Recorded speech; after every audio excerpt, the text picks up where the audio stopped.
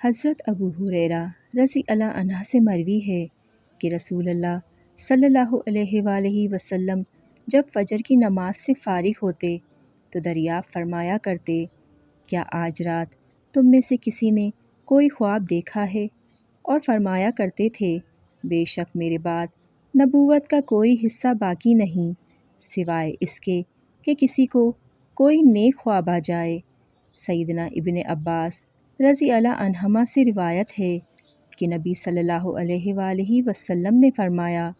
جس نے کوئی تصویر بنائی تو اللہ اسے اس کی وجہ سے قیامت میں عذاب دے گا،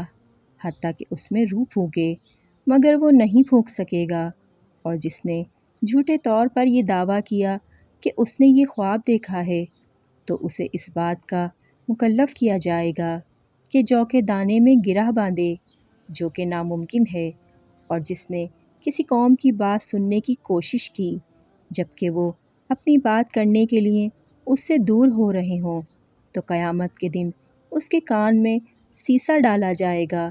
حضرت ابو ہریرہ رضی اللہ عنہ کہتے ہیں کہ میں نے رسول اللہ صلی اللہ علیہ وآلہ وسلم سے سنا، آپ فرماتے تھے، جس نے مجھے خواب میں دیکھا وہ عنقریب مجھے جاگتے میں بھی دیکھے گا، یا فرمایا کہ اس نے گویا مجھے جاگتے میں دیکھا، اور شیطان میری صورت اختیار نہیں کر سکتا۔